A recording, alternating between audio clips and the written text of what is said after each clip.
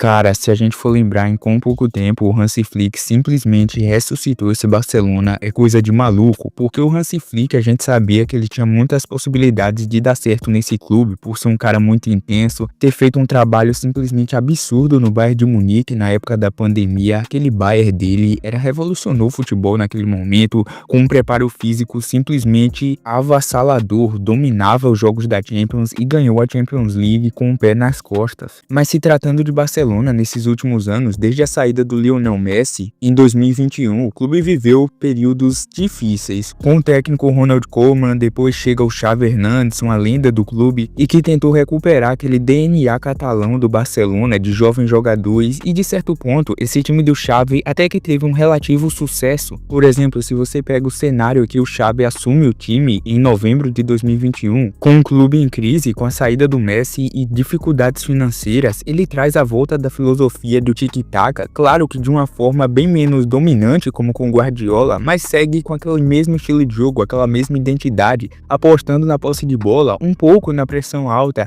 e também lhe dá espaço para jovens da base como o Pedri, o Gavi, o Baldé, e querendo ou não na La Liga, ele deixa o Barcelona vivo. Na sua primeira temporada ele deixa o Barça em segundo com 73 pontos, claro que o Real Madrid é campeão nessa temporada com a vantagem de 13 pontos na liderança, mas era o que dava para fazer com aquele time do Barcelona, tanto que na temporada seguinte esse Barcelona do Xavi é campeão da La Liga com 10 pontos de diferença para o seu rival Real Madrid, o segundo colocado. O Lewandowski, por exemplo, é artilheiro desse campeonato, uma prova que esse time do Xavi sim, em algum momento jogou bola. E na temporada 23-24, sua última como treinador do clube até então, ele deixa o Barcelona em segundo colocado com 85 pontos, 10 pontos atrás do líder e campeão Real Madrid. Mas como eu falei, apesar do Xavi ter conseguido manter o Barcelona com um relativo sucesso dentro da Espanha, não podemos dizer o mesmo na Europa, porque esse Barcelona é eliminado 2 vezes seguidas na fase de grupos da Champions em 2021-2022 e em 2022-2023,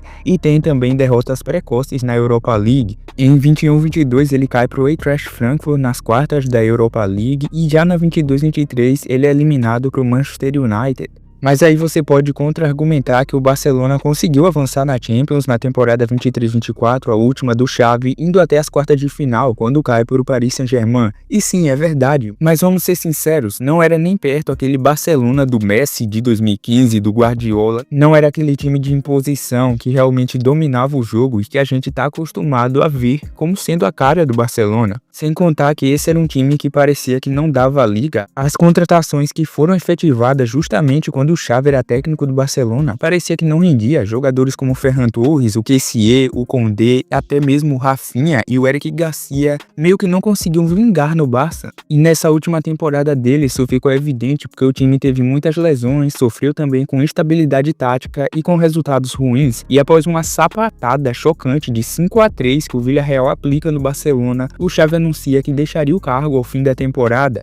Mesmo reconsiderando pouco tempo depois, a diretoria optou por encerrar esse ciclo em maio de 2024. Mas eu não posso julgar esse trabalho do Xavi como um trabalho horrível, horripilante, como eu vi várias pessoas falando no Barcelona. Ele reconstrói um espírito competitivo, aposta na base e dá identidade ao clube, e foi exatamente importante na transição pós-Messi, apesar de não ter conseguido traduzir seu estilo em um sucesso a nível europeu. Mas aqui, o principal dessa era Xavi é simplesmente ele ter colocado em campo um jovem espanhol chamado Lamine Yamal, que com apenas 15 anos estreia em uma partida da La Liga contra o Real Betis. No dia 29 de abril de 2023, ele entrou no segundo tempo e se tornou o jogador mais jovem a estrear pelo Barça na Liga, com 15 anos e 290 dias. E após a saída do Xavi, o Barcelona oficializou o técnico alemão Hansi Flick como seu novo treinador. E sinceramente eu imaginava que o Hansi Flick iria muito bem no Barça, mas não tão bem quanto ele tá indo essa temporada, porque se você pega o desempenho dele com a seleção alemã, e sim, eu sei que ninguém tá dando certo na Alemanha, que tá uma zona, agora que tá dando uma melhoradinha com o Nagelsmann,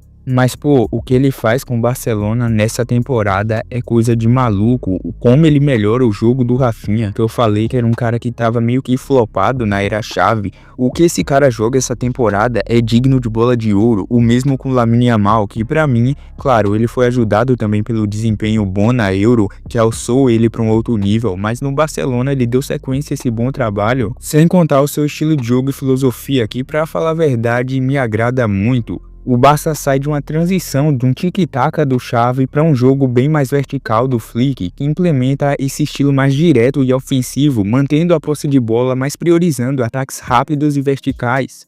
Uma pressão alta e uma linha defensiva totalmente avançada, inspirada no seu trabalho do Bayern de Munique. O Flick adota uma marcação de pressão intensa, com a defesa bem posicionada à frente, o que dificulta a saída de bola dos adversários. E isso é um mérito absurdo do Hansi Flick. Se você lembra do jogo da Champions, em que o Barcelona elimina o Borussia Dortmund na Bacia das Almas, passando ali, se arrastando, mas vai à semifinal da Champions, ele usa muito disso. Quantas vezes o Dortmund não ficou em impedimento, não deixou os atacantes do Dortmund impedimento? O Mbappé, por exemplo, contra o Real Madrid, sofreu diversas críticas por estar várias vezes naquele jogo em situação de impedimento, e isso é por conta dessa linha defensiva alta e muito bem treinada do Hansi Flick. Sem contar que esse time também explora espaços com velocidade de maneira exímia, cara, utilizando desses passes longos e rápidos para explorar os espaços deixados pelo time adversário e aproveitando, logicamente, da velocidade dos pontas, jogadores como o Rafinha e o Lamine Yamal.